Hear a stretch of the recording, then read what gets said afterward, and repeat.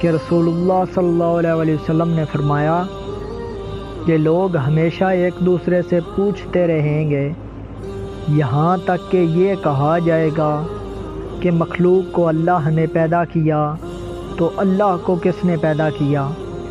تو جو آدمی اس طرح کا کوئی وسوسہ اپنے دل میں پائے تو وہ کہے میں اللہ پر ایمان لایا۔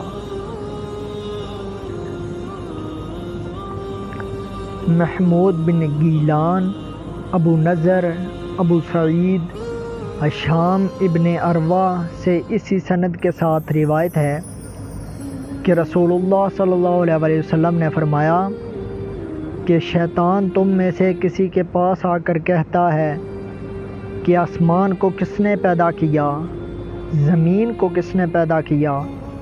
تو وہ کہتا ہے اللہ تعالیٰ نے۔ پھر اسی طرح